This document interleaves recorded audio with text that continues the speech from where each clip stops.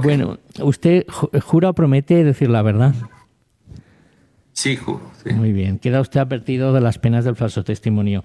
Usted es miembro de la Compañía de Jesús, ¿no? Efectivamente, sí. Muy bien. Pues va a declarar en primer lugar por la acusación que le ha propuesto, cuando quiera. Buenos días, buenas tardes, padre Tojeira. Buenas tardes. Usted en el año 89, ¿qué cargo desempeñaba dentro de la Compañía de Jesús? ¿Qué puesto ocupaba? Era el provincial de la provincia centroamericana de la Compañía de Jesús. Sí. Es un territorio que abarcaba toda Centroamérica, los 5 países de Centroamérica y Panamá. ¿La sede dónde la tenía? ¿Dónde vivía usted? ¿Dónde residía? En El Salvador. En El Salvador. ¿Cuánto tiempo llevaba usted en El Salvador, padre Tojeira? Había llegado a El Salvador en 1985, en febrero. Cuando usted llega en febrero del año 85, el contexto político, social que usted se encuentra en El Salvador, ¿era un contexto de conflicto interno? ¿Era un contexto de guerra civil? Pues efectivamente había una guerra civil que había comenzado en 1981. Ustedes, el tiempo hasta el año 1989, desde que usted llega al Salvador, por lo que usted ve, por lo que usted conoce, por la relación que tenía con la sociedad salvadoreña, los jesuitas podíamos decir que estaban en el punto de mira del gobierno y de los militares en aquella época. Había ataques constantes en medios de comunicación partidarios de la Fuerza Armada. Había también bombas que pusieron en la universidad y sí, continuos ataques, ¿verdad? Eso sí daba la impresión de que tenían, sobre todo el ejército, los consideraba enemigos. En algún momento tuve que ir a buscar a una persona que había sido capturada injustamente por el ejército y atestiguar que esa persona estaba en labor religiosa, etcétera. Y pues un capitán enseguida me empezó a decir: ¿y usted, si es jesuita, conoce a Yacuría? Yacuría es nuestro enemigo, que no sé qué. Es decir, había un ambiente realmente de agresividad en bastantes miembros de la Fuerza Armada contra los jesuitas, en particular contra Yacuría y algún otro más. Esa animadversión y esa persecución a la que se veían sometidos, padre Tojeira, ¿venía ya de tiempo atrás? Bueno, yo creo que desde hacía tiempo, cuando ellos apoyaban la reforma agraria en El Salvador, cuando denunciaban violaciones de derechos humanos, etcétera, ahí había una reacción tanto de algunos grupos de propietarios latifundistas, etcétera, y militares, bastante agresiva contra ellos, pero no tan agresiva como en el tiempo de la Guerra Civil, cuando empezaron a pedir que hubiera diálogo, que se consiguiera la paz, que se respetaran los derechos humanos. Cuando usted se refería ahora, pues en lo que decían del padre Yacuría, como que era el blanco de la diana, eso lo digo yo, no lo ha dicho usted. ¿Usted puede ilustrar, si es tan amable, al tribunal las causas, los motivos por los cuales precisamente se centraban en la persecución del padre Yacuría? Yo creo que el padre Yacuría era un hombre intelectualmente muy potente, con una claridad argumentativa muy grande, y les molestaba muy especialmente que él defendiera conversaciones de paz entre las partes en conflicto.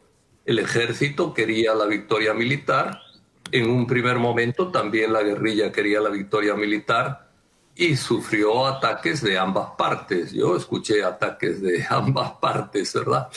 Pero especialmente los militares, como eran acusados por violaciones de derechos humanos, también por el padre, eso les molestaba todavía más. Y evidentemente yo creo que esas dos causas, ¿verdad? Es decir, la búsqueda de la paz con diálogo y la defensa de los derechos humanos fueron las dos causas más fuertes de la animadversión hacia su persona y hacia el trabajo de la UCA, puesto que él era el rector.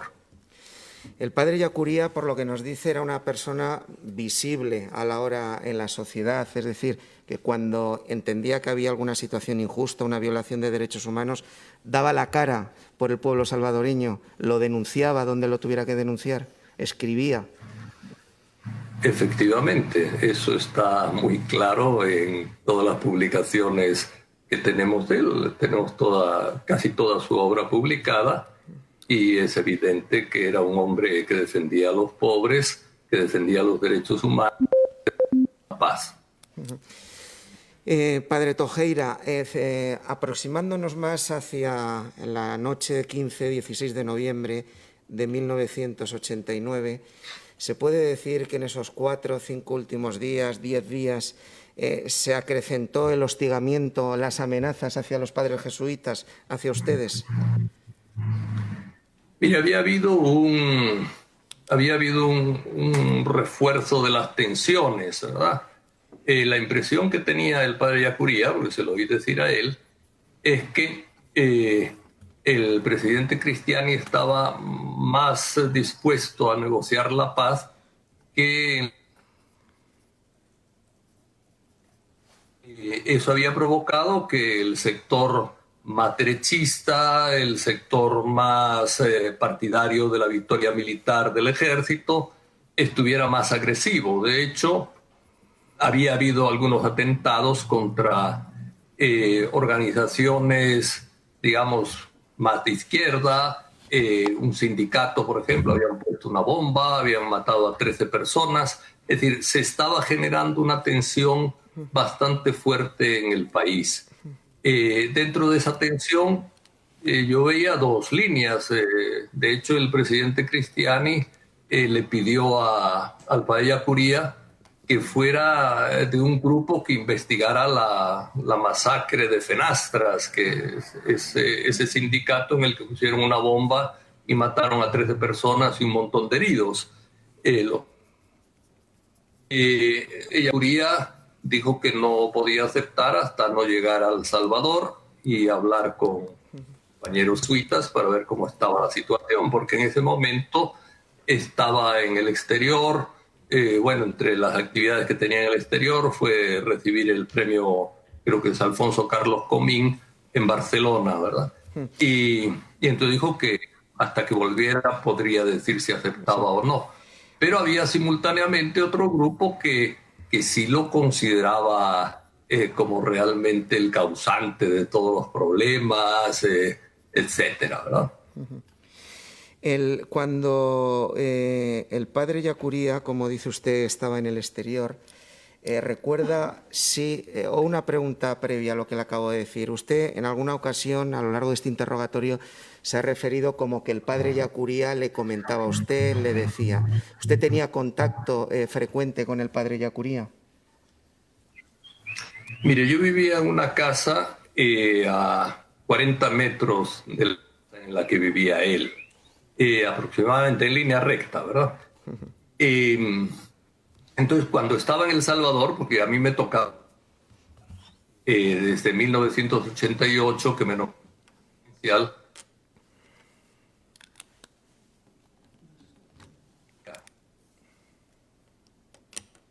Se ha perdido.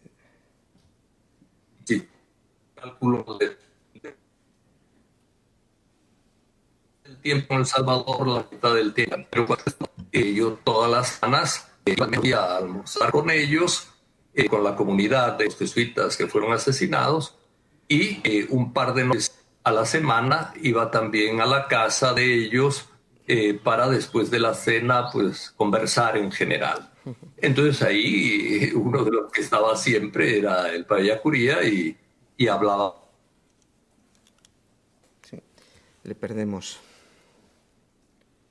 Ya cuando en Honduras yo pertenecía a lo que llaman la consulta de los jesuitas y tenía que ir desde Honduras cada meses a El Salvador y ahí varias veces también me entrevisté con él y hablaba sobre cómo veía la realidad del país, etcétera. Sí. Padre Yacuría, usted, volviendo a lo que dice cuando él estaba en el exterior y en concreto en España, él recibe un mensaje por parte de, o por encargo del presidente Cristiani para que regrese precisamente a colaborar en la investigación de lo que nos acaba de narrar usted, de la bomba que habían puesto.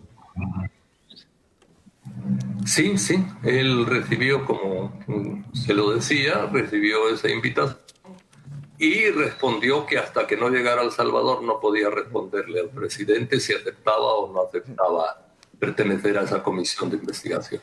¿Recuerda usted qué día regresó a El Salvador, si fue el 13 de noviembre del año 89? Mire, lo tengo ante presente porque yo ese día, 13 de noviembre, le llamé en la mañana para decirle que mejor se quedara unos días en Guatemala porque el ambiente en El Salvador estaba realmente difícil. Era un momento en que se oían tiros por la calle a cada rato, la comunidad de jesuitas que estaba en otro lugar, y no pude porque me vi en medio de un tiroteo. Un soldado me dijo, vaya, se retroceda, y me fui. Es decir, la situación era muy difícil. Entonces yo le dije que mejor se quedara unos días en Guatemala, pero él me dijo que precisamente en estos momentos donde se acrecentaba la guerra, era más importante que él estuviera para tratar de buscar elementos y hablar con personas en favor de la paz. Y entonces él llegó el día 13, justo antes de el final del del principio del toque de queda. Llegó a la UCA estaba resguardada por militares y lo identificaron nada más entrar a las 5 de la tarde aproximadamente que llegó a la universidad. Le pidieron su identificación, se identificó como... ¿Usted recuerda, padre Tojeira, un cateo que se produjo en la UCA, en la universidad, el 13 de noviembre del año 89, un cateo que se produjo allí? ¿Recuerda cómo lo conoció, qué le contaron, qué zonas de la UCA registraron? Mire, ese cateo me llamó en torno a las 7:30 de la noche. Me llamó el padre Martín Baró para decirme, acá, como estábamos tan cerca las dos comunidades, ¿verdad? Él me llamó por teléfono para decirme, acaban de catearnos aquí en la residencia que estaba dentro de la universidad y tengan cuidado, no se asusten si llegan a catearlos a ustedes también. El padre Martín Baró supuso que nos vendrían a catear. Lo que me contó del cateo es que fueron respetuosos en ese momento, que decían que desde dentro de la universidad alguien estaba disparando contra soldados y que querían registrar la universidad, pero que en realidad no registraron la universidad, sino que solo llegaron a la casa, tomaron los nombres de cada uno de los jesuitas, los identificaron y posteriormente se fueron. Después del asesinato, nosotros pensamos lógicamente que fue una inspección para ver si el padre Yacuría estaba allí, es decir, porque lo único que hicieron no fue investigar ni caminar por el campus de la UCA. El campus de la UCA tiene aproximadamente unas 9 o 10 hectáreas, ¿verdad? Entonces no caminaron por el campus, sino por la residencia, sino solo llegaron a la residencia que está pegada a la calle, ¿verdad? Y pegada a la calle, pero dentro de la universidad. Entonces solo llegaron allí y los identificaron a cada uno. Ni siquiera registraron los cuartos ni nada. Yo creo que fue una identificación, ¿va? En ese momento, este grupo del Atlacat estaba bajo el comando del jefe de operaciones del Estado Mayor Conjunto del Ejército. Eso fue lo que pude saber posteriormente, ¿verdad? Después lo trasladaron al mando del coronel Benavides. Usted, padre Tojeira, pidió explicaciones a las autoridades o militares o civiles del cateo que habían sufrido.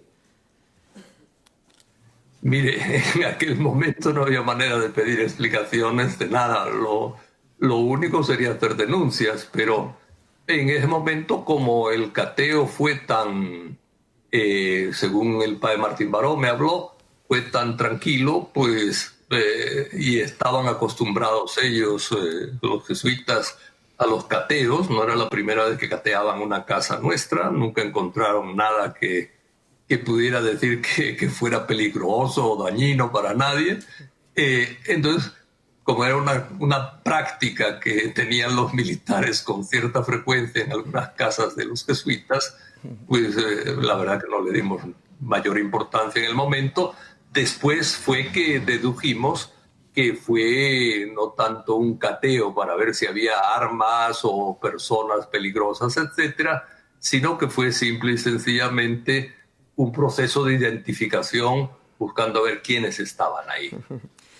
Cuando llegan ustedes a esa conclusión es porque el padre Martín Baró les dice que dentro de las 9, las 10 hectáreas que tiene de extensión la UCA fueron directos a la casa donde ellos vivían, donde ellos dormían, donde ellos residían.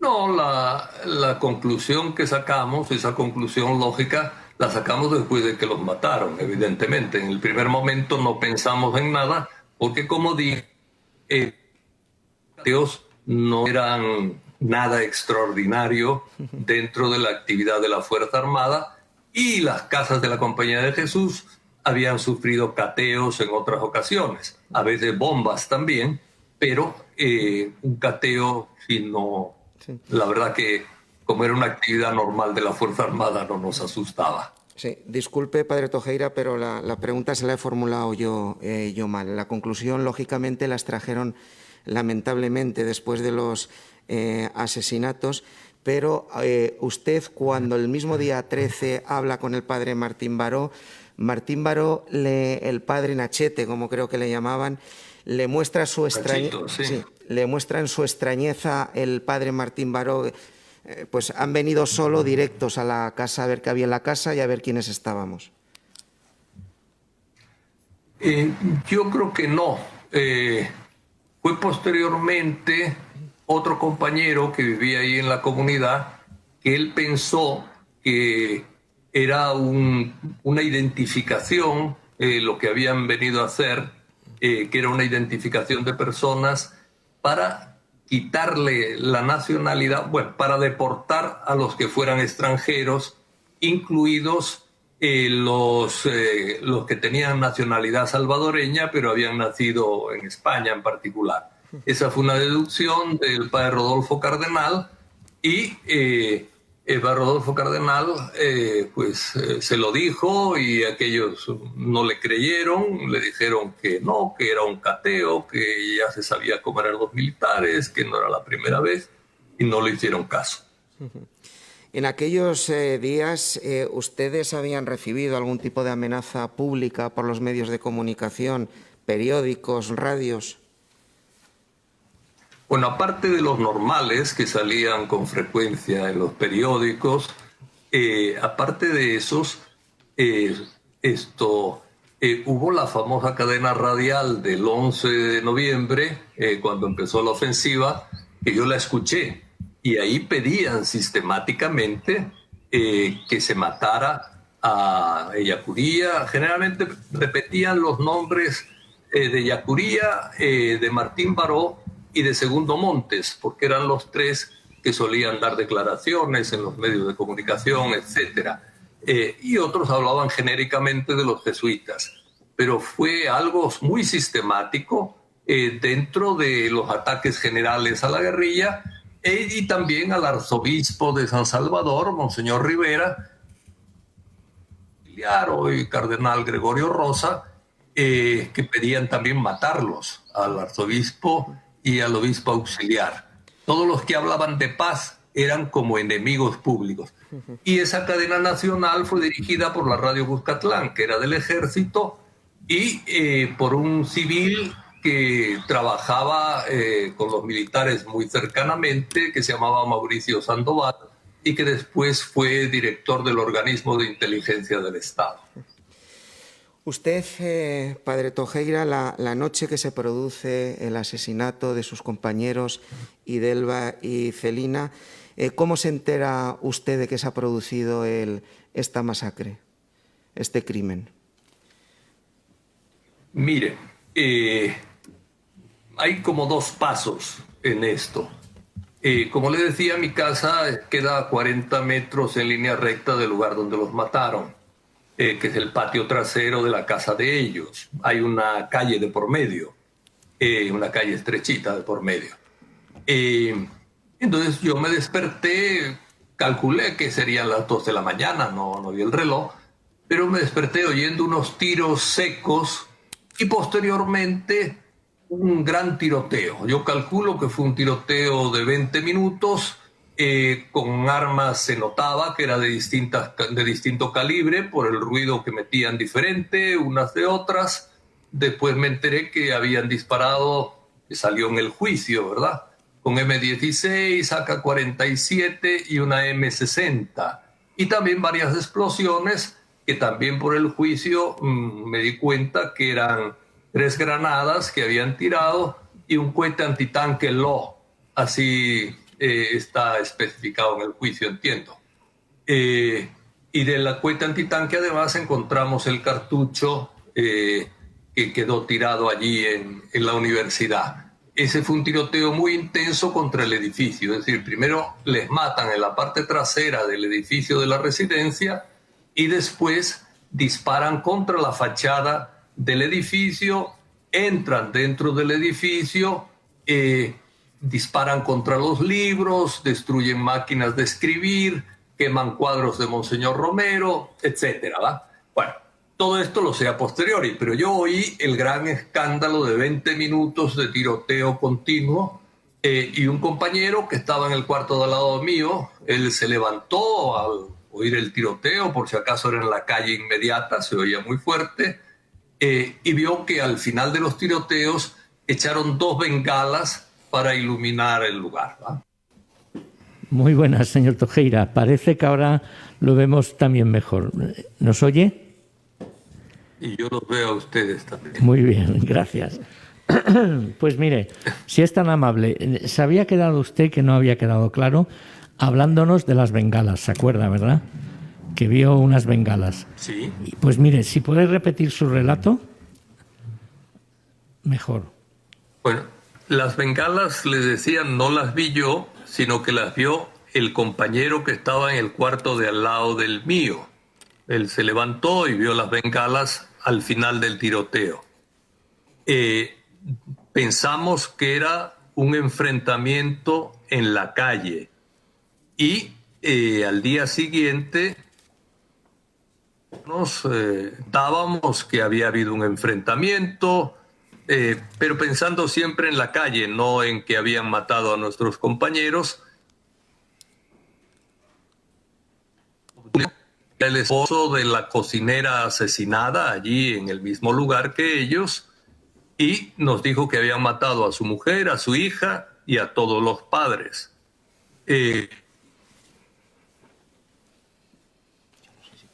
Inmediatamente al lugar, al ir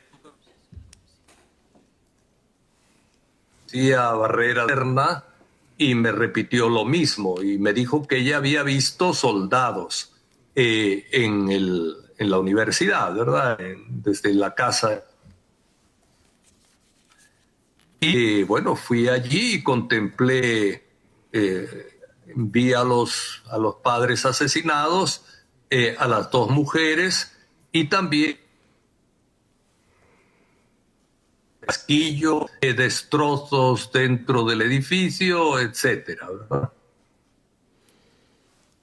Cuando usted llega y ve a los padres asesinados, ¿se fijó la forma en la que les habían disparado y el lugar del cuerpo, por ejemplo, si había sido de espaldas, si había sido en la cabeza?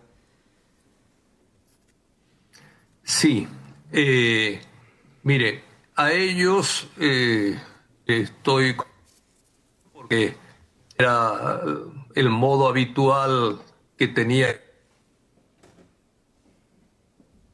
Mandaban tirarse al suelo, boca abajo, Entonces ellos estaban en esa posición, boca abajo, y de personas que habían estado así, boca abajo, apoyando la cabeza en el brazo.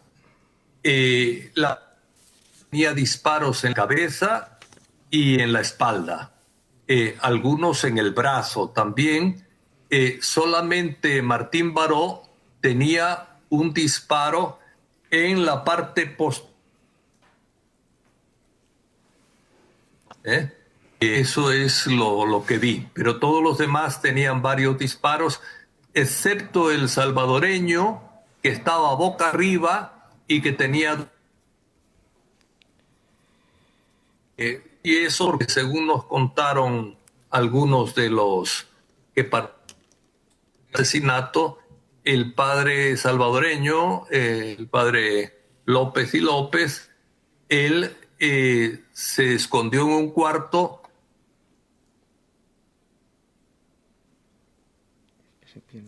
Entonces, al salir le vieron y le dispararon directamente ya de frente, ¿no? ¿Usted vio también los cadáveres de Elba y de Celina? Por supuesto.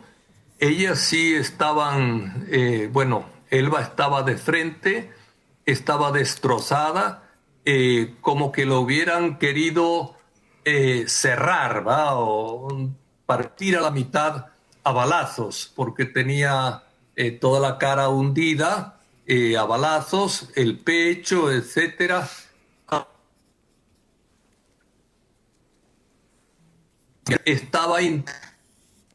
Daba la impresión, ¿verdad?, que había intentado cubrir con su cuerpo a su hija, y su hija estaba de medio lado, debajo del cuerpo de la madre. Yo no sé si parece que cuando se gira hacia su izquierda es cuando se pierde el... Sí, es el retorno. Nos ha narrado usted, padre, ya lo que vio sus compañeros Elba y Celina.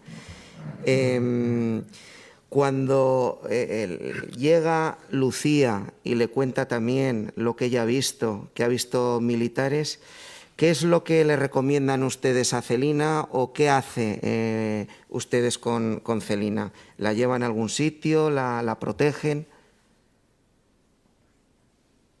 Mire, yo no me encargué de Lucía, pero cuando ella me dijo eso, yo le dije que no hablara con nadie hasta después del entierro de los padres, hablaría con ella. Eso fue todo lo que tuve en aquel momento. Entonces yo no la volví a ver. El asesinato fue un jueves de madrugada. Yo no la volví a ver hasta el lunes, que llegó a la oficina donde yo trabajaba, porque ella limpiaba allí, ¿verdad? Y ahí sí ya hablé con ella. Ella y a la familia la llevaron a la Embajada de España, luego a la Embajada de Francia, luego fue a Estados Unidos, le pregunto. Sí. Efectivamente, yo había pedido permiso al embajador español para refugiarla en la Embajada de España.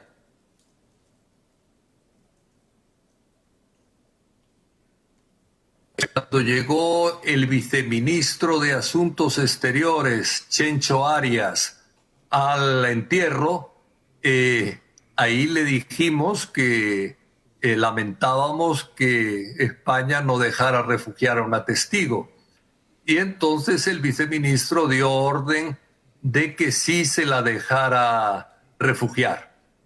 Y ahí fue entonces a la Embajada de España, ya el mismo lunes, y posteriormente, como el embajador tenía miedo por la falta de seguridad, la llevaron a la Embajada de Francia, que sí tenía abundante seguridad. Después de la Embajada de Francia, ¿dónde las trasladaron? De la Embajada de Francia la llevaron al aeropuerto y ahí, al perder el avión comercial, estaba el que era entonces, creo que secretario de Asuntos Humanitarios de Francia, Bernard Kouchner, estaba en El Salvador, además del embajador francés, y este señor Kouchner pidió que un avión francés que había en Belice llevara a Lucía a los Estados Unidos. ¿Usted estuvo en el aeropuerto hasta que se inició el vuelo a Estados Unidos o no fue usted? No, yo no fui. Yo delegué para acompañar a Lucía tanto en la embajada española como en sus declaraciones ante el juez que las dio en la embajada española, como para ir al aeropuerto, en el padre Fermín Sainz, ya fallecido. ¿Usted tuvo conocimiento después el trato que recibieron y qué sucedió con ellas durante los 4 días siguientes a su llegada a Estados Unidos, a Miami? Mire, me di cuenta a posteriori, es decir, después de que pasó eso. A mí me llamó esa noche que salía el avión un americana, Richard Chidester. Este Richard Chidester me pidió permiso para a Estados Unidos para facilitarle el ingreso con migración. Y efectivamente yo le dije que sí. Este Chidester fue entregar a Lucía al FBI. Eso es lo que me enteré después. Perdone porque se le ha cortado. Llegó también el teniente coronel Rivas Mejía. A ver. Voy a probar sin audífonos. Vamos a ver. ¿Me oyen mejor ahora? Sí. Mejor, no si se sé acerca si me oyen mejor. mejor ahora. Muy bien, sí, ahí, así lo escuchamos mejor. Sí. Bueno, voy a estar más cerca. ¿Sí? ¿Nos puede repetir, por favor, Entonces, desde que aparece en escena el señor Richard Chester, no sé cómo se pronuncia, sí. ¿Nos puede repetir a partir de ahí, si es tan amable? Sí. Ok. Él me pide permiso para acompañar a Lucía para facilitar su entrada en Estados Unidos y posteriormente, al llegar a Estados Unidos, la entrega al FBI. Yo me enteré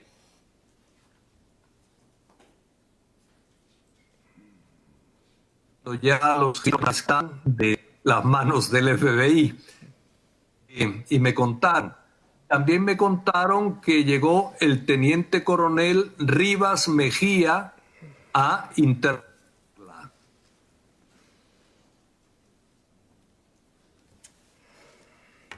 Lo duro es por el polígrafo también, a ella y creo que a su esposo también. Hasta donde le hemos entendido, la persona que les entrega al FBI viajó con ellas en el avión, con la familia. Sí. Usted recuerda también, le pregunto, cuando se producen los asesinatos en la UCA, si apareció por allí una pintada, un rótulo que habían hecho y qué decía ese rótulo. Sí, lo dejaron a la puerta.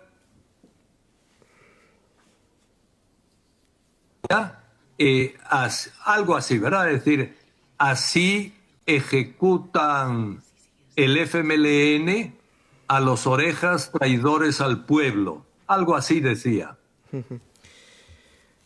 ¿Usted obtuvo alguna respuesta inmediata, transcurrido algunas horas, por parte de los poderes salvadoreños? A las 11 de la mañana, a través del nuncio apostólico del entonces, conseguimos una cita con el presidente Cristiani, el arzobispo de San Salvador, Monseñor Rivera, su obispo auxiliar, Gregorio Rosso, y yo. y allí le dijimos al presidente que el ejército había asesinado a los jesuitas. El presidente estaba acompañado de un ministro de la presidencia que era un militar retirado, un coronel ya retirado, y el coronel pues no le gustó lo que yo dije y empezó a discutir conmigo. El presidente nos dijo que nos calmáramos, al coronel y a mí, y que él prometía que se iba a investigar el caso y se iba a enjuiciar a los culpables. Eso fue lo que vimos a las 11 de la mañana, creo yo que fue la entrevista con el presidente, las 3 personas que fuimos. Usted, ¿cómo califica, por lo que vio, comprobó y el seguimiento que hizo de la investigación, primero extrajudicial en la Comisión Investigadora de Hechos Delictivos y después en el proceso judicial que se realizó en El Salvador? Mire, la investigación en la Comisión Investigadora de Hechos Delictivos fue una farsa. Hacia el 20 de diciembre tuvimos una reunión con ellos, el padre Estrada y yo. Con el director era este mismo, Rivas Mejía, el teniente coronel Rivas Mejía, que interrogó a Lucía Serna. En esa reunión, de entrada, apareció Chidester, el Richard Chidester americano que entregó a Lucía al FBI. Yo le dije al coronel Rivas Mejía y otros 2 tenientes coroneles que estaban con él, yo delante de un funcionario gringo no tenía que hablar. Él entró en la reunión sin llamar a la puerta ni nada, como que fuera el dueño de la misión investigadora. Y bueno, los coroneles le pidieron que se fuera, se fue, y los coroneles lo que notaron fue que sus investigaciones eran a base de polígrafo con gente que denunciaba al FMLN como los asesinos, contando incluso algunas cosas muy curiosas, como que pues un comandante del FMLN que murió en ese momento de la ofensiva, que era homosexual y que a su amante homosexual le había dicho que ellos habían matado a los jesuitas y cosas de ese estilo, ¿verdad? Además, después conocí en la universidad, conocí después a un hijo de ese comandante y a otros hijos también. Pero, es decir, era todo una farsa. Nosotros le dijimos a los coroneles que tenían que investigar al batallón Atlacatl que había hecho el cateo. Y nos fuimos de allí muy molestos con el intento como de manipularnos frente a lo que era como objetivo, ¿verdad? Que el ejército había matado a los jesuitas. Nosotros llegamos a la conclusión de que el ejército había matado a los jesuitas porque el tiroteo, toda la escena que escuchamos, fue de aproximadamente 20 minutos y el lugar donde los mataron estaba a 700 metros en línea recta del Estado Mayor, a 400 metros en línea recta de el edificio de la inteligencia militar y también a 200 metros de la Torre Democracia, donde había soldados y francotiradores que quedaba a 200 metros del lugar donde los mataron y que había visibilidad del lugar donde los mataron. Aunque era de noche, estos que estaban allí tenían visores nocturnos. Muy posteriormente, hace tal vez unos 5 o 6 años, vino a visitarme uno de los soldados que estaban en la Torre Democracia, francotirador, y me contó que ellos vieron con visores nocturnos lo que estaba pasando mientras mataban a los padres, informaron al Estado Mayor y del Estado Mayor le dijeron que no contaran nada a nadie. Eso es un poco prueba posterior, si quieren, pero sí, lo objetivo es que era un lugar muy cuidado, muy vigilado. Cuando me acosté, antes de acostarme, a eso de las 10:30, 11 de la noche, me asomé a una terraza que teníamos en la casa y vi que enfrente de mi casa había un grupo como de unos 25 soldados. Estaban sentados en la escalinata de un pequeño súper que había entonces enfrente de la casa donde yo vivía. Pero era un lugar muy cuidado porque cerca había un cafetal y el día de la ofensiva los guerrilleros habían entrado por el lado del cafetal, para atacar, supongo yo, que el Estado Mayor, habían sido repelidos, etcétera, y entonces había siempre vigilancia ahí. Entonces, en un lugar muy vigilado, al lado de puestos clave, Estado Mayor, inteligencia militar del ejército, se produce un tiroteo de 20 minutos, una noche con toque de queda, y el ejército no llega, a pesar de que 40 hombres entraron en la UCA. Evidentemente, es que fueron ellos, ¿verdad? Esa era la conclusión nuestra, aparte de 2 testigos, Lucía, otro vigilante de la UCA que no quiso declarar por miedo, pero que a mí me contó que también había visto soldados dentro de la UCA. ¿Usted, padre Tojeira, tuvo alguna reunión con el entonces coronel Ponce? Sí, también un poco antes de ir a hablar con la Comisión Investigadora de Hechos Delictivos, tuve una reunión con el coronel Ponce y con el coronel Cepeda. En aquel momento recuerdo que le dije al coronel Ponce, creo que al coronel Cepeda también, de eso ya no estoy tan seguro, pero al coronel Ponce sí le dije, mire, hay gente del Estado Mayor que ha trabajado y colaborado en este asesinato. Y él me decía no. Eso es lo que recuerdo ya más referente al caso. ¿Ustedes llegaron a investigar, a tener conocimiento de reuniones que se hubieran podido producir en el edificio del Estado Mayor las horas previas o incluso un día, 2 días antes que se produjo el asesinato? ¿Y qué se gestaba en esas reuniones? ¿Qué se decía? ¿Qué se acordaba?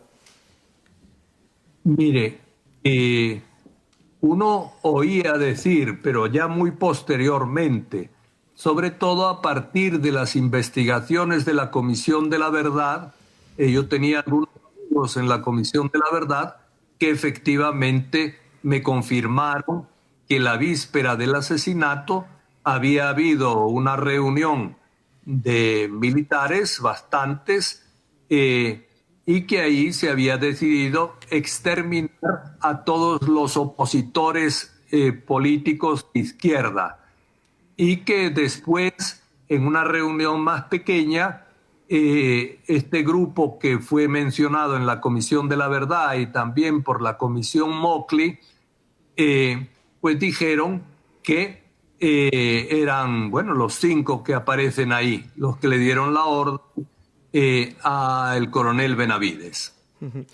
Ustedes, a lo largo de la investigación que se realizaba en El Salvador, a partir del momento que se produce el crimen de los padres Idelva y Celina, echaron en falta o se quejaron porque no se quería llegar, porque o sea, que se puso un cortafuegos para no subir hacia arriba en la cadena de mando, para evitar descubrir a los autores intelectuales que ustedes llamaban?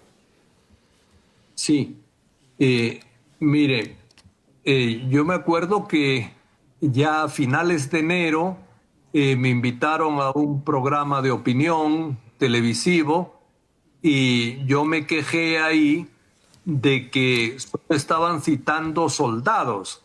Y había además una cosa muy curiosa, que los soldados que citaban de parte del sistema judicial, cuanto más cerca estaban del lugar de los hechos, más decían que no habían escuchado nada, mientras que los que estaban más lejos sí decían que habían escuchado un tiroteo.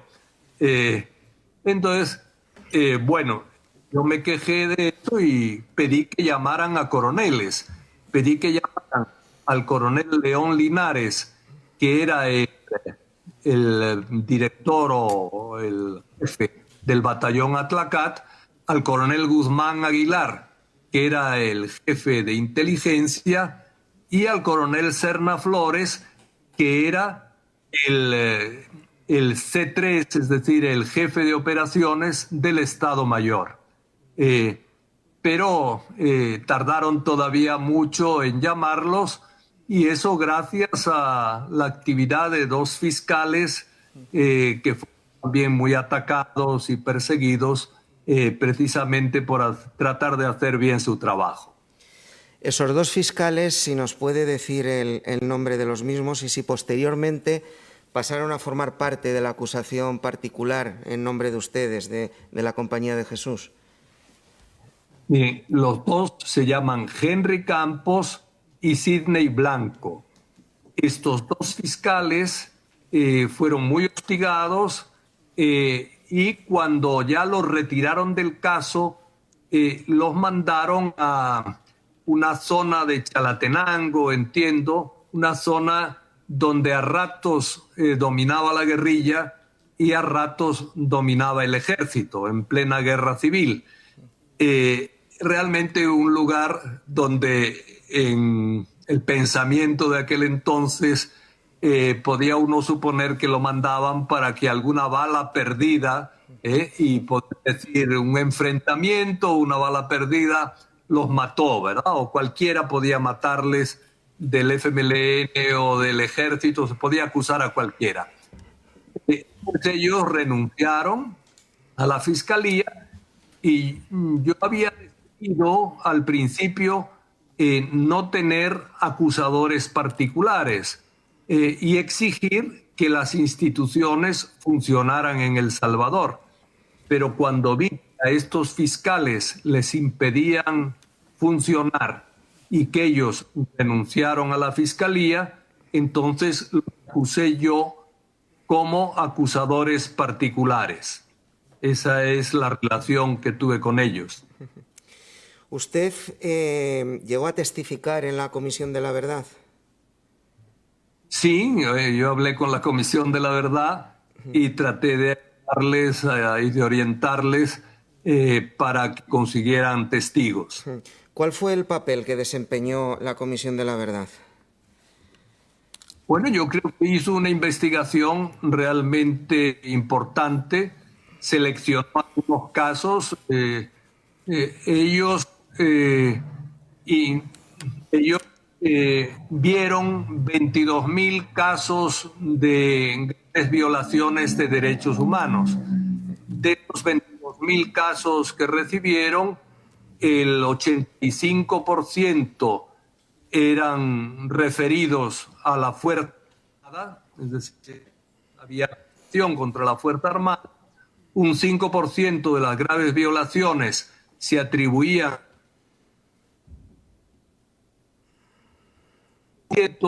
Decía la Comisión de la Verdad que dadas las circunstancias no se podía aclarar.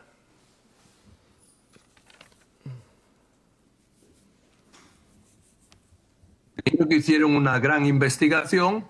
Después de analizar estos 22.000 casos, seleccionaron algunos casos que podían servir de ejemplo, ¿verdad? Entiendo que el de los jesuitas era un caso ejemplar de eliminación de opositores políticos. La comisión de honor, perdón, ¿quién la formaba? ¿Y qué papel tuvo la comisión de honor? Bueno, la comisión de honor es una comisión que creó el presidente Cristiani para hacer una investigación interna dentro de la Fuerza Armada. Yo solo recuerdo que el presidente de esa comisión de honor era el general Villamariona, que acababa de ser nombrado jefe de la Fuerza Aérea y que estaba también en esa comisión, era el único civil, el abogado Parker, de apellido Parker. ¿Cuál fue el papel de Parker? ¿Fue una persona que colaboró o por el contrario encubrió? Si quieren, hago y vuelvo a ver. ¿Me escuchan? Sí, ahora lo escuchamos. Vamos a intentar a ver si estos minutos que nos quedan vamos bien. Mire, lo que lo tenía que contestar era en relación al abogado Parker. Sí, mire, el abogado Parker, sabemos a través del las declaraciones militares en el punto en que se mayor para asesinar a Ellacuría y no dejar testigos. Después, personalmente, cuando yo estaba acusando de encubridor al licenciado Parker, él llegó a mi despacho en la rectoría de la universidad, cuando yo ya era rector de la universidad, y me dijo que él no había encubierto. Me dio unas razones que a mí me confirmaron en que sí había encubierto, ¿verdad? Él lo que me dijo fue que un teniente le había dicho al final de un interrogatorio en privado que el coronel Benavides le había dicho que había luz verde del Estado Mayor. Entonces él no tenía acceso, se asustó, no tenía acceso al presidente Cristiani y llamó a un cuñado del presidente Cristiani, Roberto Llac, para consultarle. Y este señor Roberto Llac le dijo, mañana voy a desayunar con el presidente Cristiani, véngase conmigo y le cuenta. Y entonces me dijo Parker que fue y le contó al presidente Cristiani que un militar le había dicho que Benavides decía que había luz verde del Estado Mayor para matar a Ellacuría. Y que Cristiani le dijo, cuénteselo a la Comisión de Honor. Y me dijo Parker que se lo había dicho a la Comisión de Honor, pero que la Comisión de Honor había decidido no mencionar esa frase y que por tanto él no había encubierto porque él se lo había dicho a la Comisión de Honor. Y bueno, yo le decía, ¿y por qué no lo dijo al juez? ¿Ah? Pero ahí ya no me contestó, ¿verdad? Esa fue la conversación, yo creo que es una de las pocas conversaciones que he tenido con él, por lo menos a solas, en mi oficina. Padre Tojeira, ¿usted recibió, pasado ya algún tiempo, una carta del teniente Yusi Mendoza? Sí, efectivamente. Yo recibí una carta y lamentablemente se la presté cuando ya no era rector, se la presté a un empleado del IDUCA y ese empleado del IDUCA la perdió. Pero sí hay una carta del teniente Yusi Mendoza contando un poco qué es lo que había pasado y además pidiéndome que ya que él estaba preso, porque estaba preso en ese momento, que presentara, que le pidiera perdón de parte de él a la familia de Elba y Celina, de las dos mujeres asesinadas. Y en la carta, por supuesto, me pedía perdón por el asesinato de los jesuitas y haber estado presente ahí y no haber hecho nada. ¿Cuál fue la reacción de usted al recibir la carta? ¿Le perdonaron a cambio de decir la verdad? Mire, este tema del perdón siempre me lo preguntan mucho. Nosotros perdonamos a los asesinos desde el primer momento, ¿verdad? Es decir, y manera nuestra de perdonar es rezar por los asesinos en el primer momento, ¿verdad? Es decir, rezar para que se arrepientan. Yo creo que hay que seguir, somos los jesuitas, pues tenemos fe en la persona de Jesucristo y creemos en Dios y tenemos un poco la misma actitud, ¿verdad? Padre, perdónalos porque no saben lo que hacen. Esa es nuestra actitud. Pero sí queremos justicia porque nos parece que es indispensable que se conozca la verdad para que no se repita, ¿verdad? Y la verdad queda consagrada, digamos, o queda explicitada cuando el Estado, a través del sistema judicial, dice esto es la verdad, ¿verdad? Y entonces, pues queremos la verdad judicial, además de la verdad moral, que la teníamos ya bastante clara desde los primeros momentos, ¿verdad? Pero, como digo, nosotros habíamos dado el perdón por anticipado, pero evidentemente cuando alguna persona pide perdón, pues por supuesto que le decimos que sí, ¿verdad? Porque ya lo habíamos dado antes, pero sí, y le animamos a decir la verdad y a comprometerse con la responsabilidad de cristiano y de ciudadano de ante una violación grave de derechos humanos, convertirse en testigo de la verdad. La misma noche que se produce los asesinatos, ustedes rezaron tanto por las víctimas como acaba de decir por las personas que cometieron los hechos. Mire, después del asesinato yo tomé la decisión de que los jesuitas que estábamos en El Salvador, que aproximadamente éramos unos 40, nos juntáramos todos en una comunidad que tenemos en Santa Tecla, un municipio que queda a 6 kilómetros o 5 kilómetros de San Salvador. Y entonces, como había toque de queda que empezaba a las 6 de la tarde, al reunirnos todos allí, ese día no habíamos podido celebrar misa por la actividad y fue una actividad muy fuerte en torno al asesinato y pues decidimos tener una misa por nuestros compañeros. Y ahí, por supuesto, rezamos por nuestros compañeros, por sus familiares, por nosotros mismos y también por los asesinos de nuestros compañeros y por la paz del Salvador sobre todo. Voy concluyendo, Padre Tojeira. A usted, por ejemplo, Lucía y alguna persona más, ¿le llamaban Padre Chema? Sí, sí, efectivamente. Aquí me dice todo el mundo, desde que llegué a Honduras hace un poco más de 50 años, yo llevo 50 años, ¿verdad?, por Centroamérica, y desde que llegué a Honduras me empezaron a llamar Chema. En España siempre me habían llamado José María o Tojeira, por mi apellido. Pero desde que llegué a Honduras a los 22 años, me empezaron a llamar Chema y en Chema me he quedado.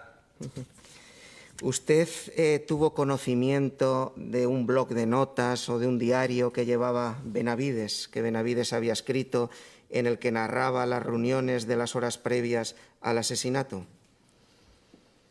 Mire, dos miembros de la comisión, no los comisionados, pero dos miembros de los que trabajaban en la Comisión de la Verdad, me pasaron fotocopia de ese texto de Benavides.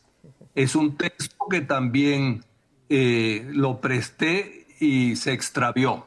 Lo presté a la misma persona del IDUCA y se extravió. Y por último, ¿usted sabe o tuvo conocimiento cuando Benavides sale de prisión, quién fue a recoger a Benavides a la prisión a la salida, en la prisión en la que se encontraba?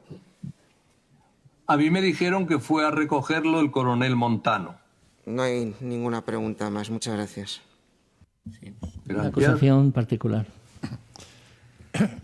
Buenos días, padre Tojeiro. Soy el abogado que representa a dos hermanos del padre Martín Baró.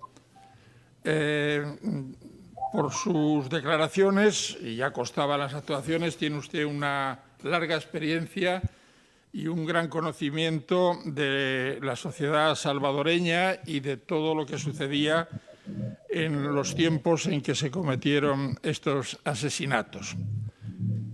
Hemos hablado, y es público y notorio, que los jesuitas estaban en el punto de mira o que eran un objetivo, los jesuitas, el padre Yacuría y los otros jesuitas, de parte del ejército y también de sectores reaccionarios de la sociedad salvadoreña. Y otra de las cosas, y es por lo que ya le formulo la pregunta, que se ha dicho es que la UCA era un nido de izquierdistas. Entonces, yo, claro, me imagino que en la UCA ¿cuántos alumnos más o menos podría haber? En aquel momento creo que había entre 6.000 y 7.000. Procedentes, por supuesto, me imagino, de diversos estamentos de la sociedad salvadoreña. Incluso se ha referido usted ahora a los hijos del teniente coronel que ha mencionado. Sí, había de todos los sectores.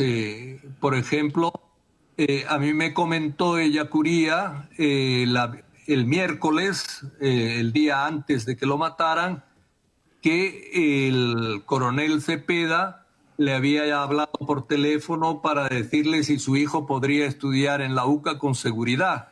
Y efectivamente Yacuría le contestó que sí. Y bueno, yo sé que ese hijo del general Cepeda terminó su carrera de administración de empresas en la universidad. Y también hijo del coronel Elena Fuentes, que es otro de los mencionados en la Comisión de la Verdad, también terminó su carrera en la universidad. Y lo mismo un nieto de ese coronel que estaba con Cristiani cuando yo fui a hablar, también estudió en la universidad. Es decir, ahí a la universidad llegaba todo tipo de personas, una universidad privada, pero tenía un sistema de becas, de cuotas diferenciadas, en que la mínima era muy baja y por tanto llegaba también gente de clase media baja o a veces también de zonas pobres. Bien, entonces, en conclusión, esa afirmación de que la UCA era un nido de izquierdistas es producto de la propaganda, de la fantasía o de una creación que no responde a la realidad o no respondía a la realidad. Mire, yo creo que nido de izquierdistas no, es decir, que hubiera algunos estudiantes que eran del FMLN, pues efectivamente, eso estoy convencido de que lo había, entre otras razones porque allí dentro de la UCA también hubo una vez un asesinato de creo que era un comandante o teniente coronel norteamericano del grupo asesor militar norteamericano que tenía una novia allí dentro de la UCA y llegaba a visitarla todos los días y ahí se mataron dentro del campus de la universidad antes de 1985, tal vez 1984 o algo así. Es decir, que se movía pues entre esos 6.000 o 7.000, pues habría de todo, supongo yo, hijos de militares, hijos de guerrilleros, gente de la ultraderecha y gente de la izquierda también. Entre ellos también alumnos que después ingresaron en el ejército y que formaban parte del ejército. Por supuesto, digo, eso era también común. Sí, la sociedad salvadoreña una sociedad muy dividida. No había ninguna razón para que el alumnado de la UCA fuera un alumnado pues, no dividido. Evidentemente, a nivel de pensamiento, había más gente, estudiantes, digamos, con un pensamiento de derecha en la universidad que personas de izquierda, porque los de izquierda estaban clandestinos y los estudiantes, Ellacuría mismo decía, es decir, aquí hay más gente de derecha que de izquierda.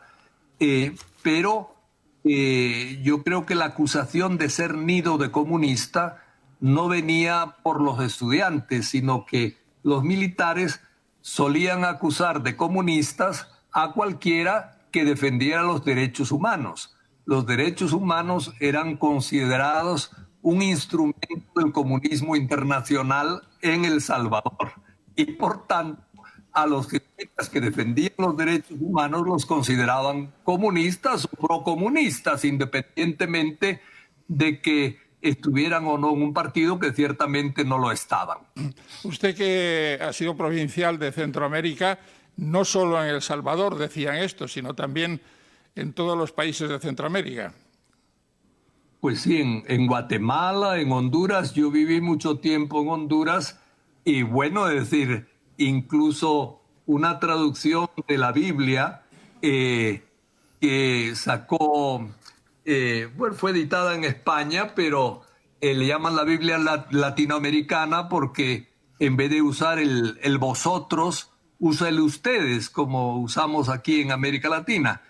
Entonces, los militares de Honduras le llamaban la Biblia comunista, porque era la Biblia que usaban los campesinos y que muchas veces también al introducir en la Biblia se hablaba del amor, de la justicia y desde el amor y la justicia de los derechos humanos. Entonces era la Biblia comunista, le llamaban a esta edición de la Biblia, que por cierto fue editada en España, no me acuerdo ahora por quién, pero vamos, le llamaban Biblia latinoamericana. Bien, volvamos ahora. Ha hablado antes de que tenía, claro, por proximidad, relaciones, contactos frecuentes con el padre Ellacuría. El padre Ellacuría tuvo que salir de El Salvador en alguna ocasión porque le comunicaron que corría su vida peligro y que era conveniente que saliese de El Salvador y viniese a España, a Europa. Sí, él pasó a principios de los años 80, yo creo que todo el año 81, lo pasó fuera de El Salvador, ya siendo rector de la universidad, por amenazas de muerte. Un coronel le avisó que era el número 1 de la lista de los que querían asesinar.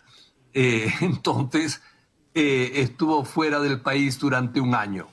Seguía de rector de la UCA y un poco pues tomando decisiones por la vía del teléfono, algunas reuniones en Costa Rica, en Nicaragua, etcétera. Pero un año tuvo que salir del país por amenazas de muerte ya muy graves. Está usted hablando del año 81. En el año 89, el padre Ellacuría vino a España también. Sí, él tuvo un viaje, creo que fue a Alemania, y habló en el Bundestag, y posteriormente fue a recibir el premio Alfonso Carlos Comín en Barcelona.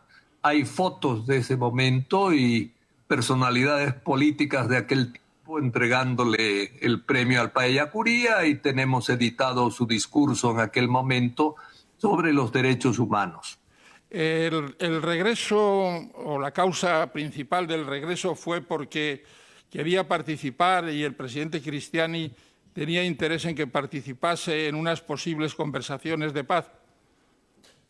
Bueno, él tenía que venir de vuelta de todas maneras. Él tenía el boleto precisamente para ese día en que, bueno, en que iba. Él tenía boleto de regreso para el domingo 12 de noviembre de ese año.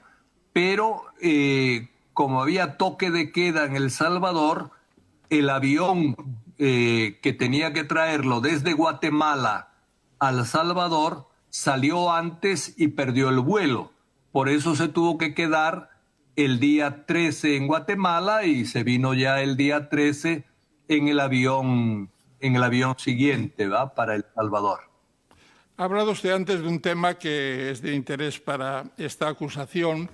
Se ha referido usted a que el padre Ellacuría, entre sus escritos, sus propuestas para pacificar el enfrentamiento de la sociedad salvadoreña, hablaba de una posible reforma agraria. Eso fue bastante anterior, eso fue en los años 80 y marcó un poco la ruptura con el gobierno. Mire, la UCA era la primera universidad privada que hubo en El Salvador. No había más que la universidad pública y tenía una pequeña subvención del Estado. También pues participaron en buscar los lineamientos de la reforma agraria en esos años 70, ¿va? En los años 70, y cuando el gobierno dio marcha atrás en la reforma agraria, Ellacuría en particular criticó duramente al gobierno y el gobierno en ese momento le quitó la subvención a la universidad.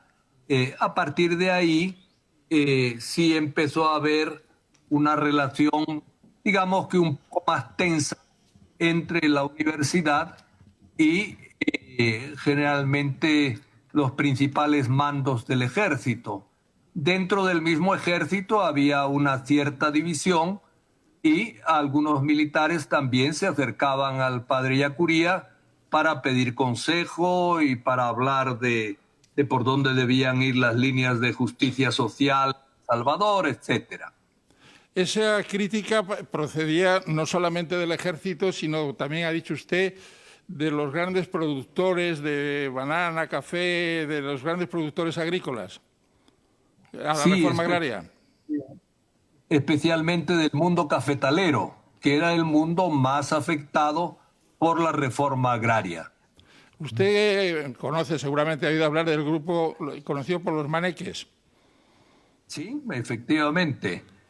Era un grupo conocido por sus intentos de secuestros, asesinatos, etcétera.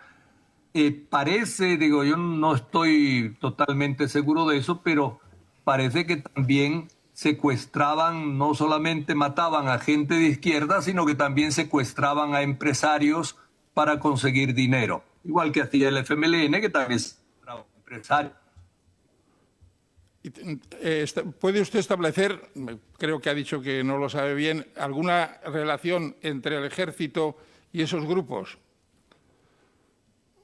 Bueno, yo creo que estaba ahí el mayor Dawison. Entiendo que este grupo eran muy amigos del mayor Dawison. El mayor Dawison tenía sus amistades dentro del ejército. Entonces, pues por ahí había la conexión, ciertamente. Se hablaba también de que en ese grupo podía haber personas, ya le he dicho antes, productores agrícolas, pero también personas de la actividad industrial y de alto nivel económico que financiasen o amparasen ese grupo. Efectivamente, había donantes. Ha salido alguna vez dentro de una comisión que hubo después de terminar la guerra civil, una comisión que estudió el tema de los escuadrones de la muerte y había ahí varios mencionados del mundo del capital, digamos, del mundo del dinero, ¿eh? Bueno, pues ninguna pregunta más, padre Tojeira, y muchas gracias por su declaración. Muy bien, la defensa porque la había solicitado también y después declarar amnistía fiscal. Con la venia, ilustrísimo señor. Antes de empezar las preguntas, quería decirles, padre Tojeira, que siento la muerte de sus hermanos. Y dicho esto, quería hacer unas preguntas que me gustaría ver si nos puede contestar y aclarar un poco lo que ocurrió. Con gusto. ¿Podría decirnos por qué quería venir Ellacuría el día 12 de noviembre? ¿Cómo? ¿El 12? Sí, ¿por qué el día 12 quiso venir y finalmente se retrasó el día 13? Ha dicho que... Sí. Sí, ¿por qué quiso venir a El Salvador? Él quería venir porque él vivía aquí y trabajaba aquí, entonces se le terminaban sus obligaciones en España y le tocaba regresar ese día, ¿va? Él había ido a Alemania, como dije, entiendo que en el Bundestag, y después de eso fue a España. Sé que recibió allí el premio Alfonso Carlos Comín y ya tenía, desde que salió de El Salvador, había fijado su boleto de regreso a su lugar de trabajo en El Salvador el día 12. Muy bien. ¿Tenía Ellacuría alguna relación con Cristiani? Sí. ¿Tenía una buena relación? Es decir... Era una buena relación la que tenía con Cristiani. Incluso yo me acuerdo haber leído un artículo de él diciendo que él confiaba que con Cristiani al fin se podría llegar a la paz en El Salvador.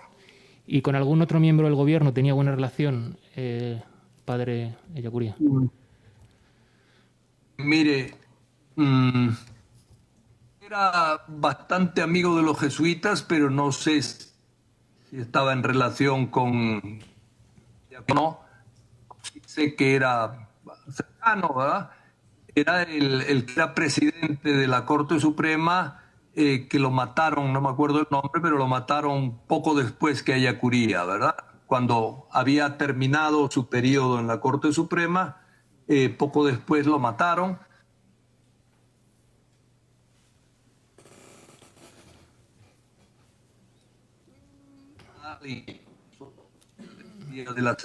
De Ellacuría y me dijo: se hará justicia, padre, porque se haga justicia.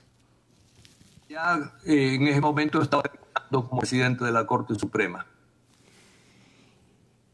Cuando ha dicho antes que cuando llega el padre Ellacuría el día 13 se le identifica a las 5 de la tarde, ¿se le identifica previo al cateo o a qué se refiere a las 5 de la tarde? ¿Dónde le identificaron? Sí, previo al cateo. A las 6 de la tarde,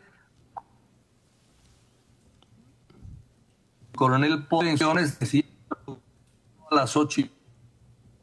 No se escucha. Pero no es cierto que no se escucha, padre. Sí.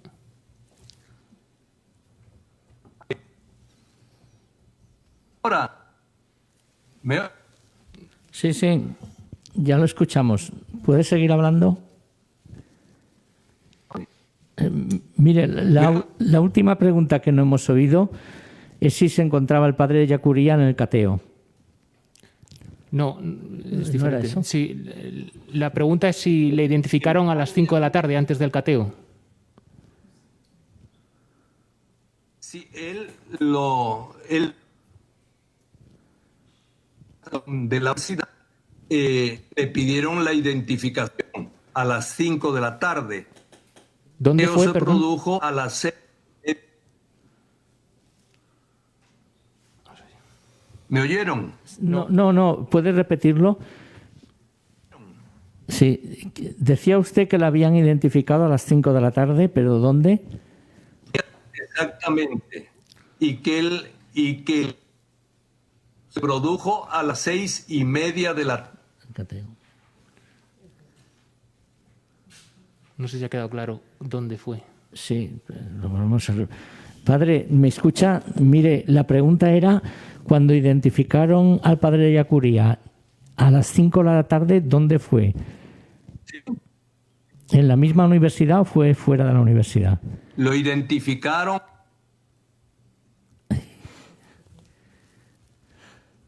No. miembros del ejército. Y entonces, al entrar, lo detuvieron y le pidieron la identificación. Después de pedir la identificación, lo dejaron pasar. Había un teniente dónde al le piden esa mando del grupo documentación? que estaba allí en la puerta. ¿Cómo? ¿Dónde le piden la documentación? ¿Cómo? ¿Dónde le piden la documentación? En la entrada de la universidad para poder llegar a su casa. Muy bien.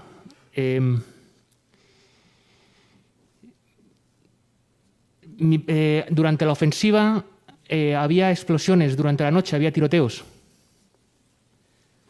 Sí, todos los días. ¿Y se instaló la Comisión de la Verdad en la UCA? Durante el tiempo que estuvo en la investigación de la Comisión de la Verdad, ¿se instaló en la UCA? No, la Comisión de la Verdad se instaló en una oficina propia, por supuesto, fuera de la UCA. La Comisión de la Verdad no tuvo una relación.